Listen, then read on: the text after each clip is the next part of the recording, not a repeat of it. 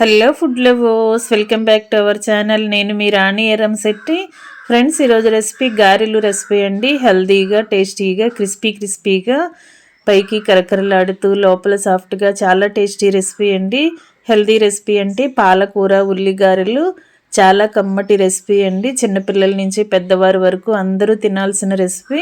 ఇక ప్రాసెస్లోకి వెళ్ళిపోదాం. ముందుగా మినపప్పుని ఒక గిన్నెలోకి నానబెట్టుకుందాం. ఏదైనా ఒక బౌల్తో కానీ గ్లాస్తో కానీ మినపప్పుని తీసుకుని ఒక గిన్నెలోకి వేసుకుని వాటర్ పోసి 4 గంటల వరకు పెట్టుకోండి.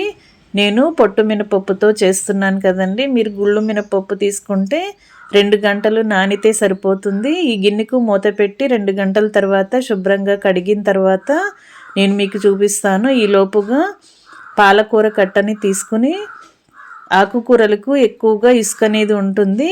కట్టని ఒక్కసారి ఓపెన్ చేసి ఎక్కువగా వాటర్తో బాగా కడిగి తీసుకోండి. కడిగిన తర్వాత కట్ చేసుకోవాలి.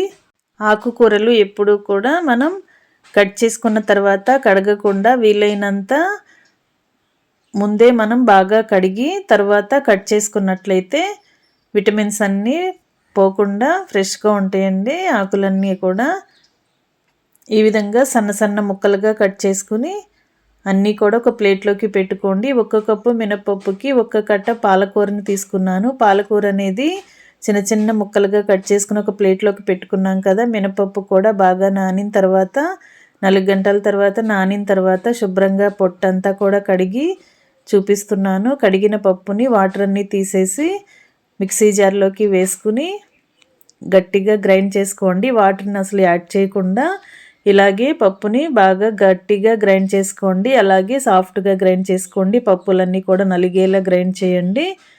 ఈ గ్రైండ్ అయిన పిండి అంతా కూడా ఒక గిన్నెలోకి వేసుకోండి.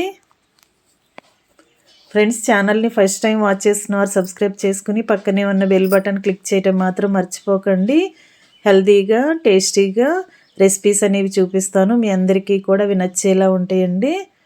పాలకూర ఆకులన్నీ కూడా కట్ చేసుకున్నాం. అలాగే మినప్పిండిని కూడా గిన్నెలోకి వేసుకున్నాం కదా. ఇప్పుడు కట్ చేసుకున్న పాలకూర ఆకుల్ని గిన్నెలోకి వేసుకుని సన్నగా కట్ చేసి పెట్టుకున్న ఉల్లిపాయలు 1 కప్పు వేసుకుని సన్నగా కట్ చేసి పెట్టుకున్న పచ్చిమిర్చిని 2-3 టేబుల్ స్పూన్లు, సన్నగా కట్ చేసుకున్న అల్లం ముక్కలకు 2-3 టేబుల్ స్పూన్లు, 1 టీ స్పూన్ జీలకర్రని వేసుకోండి.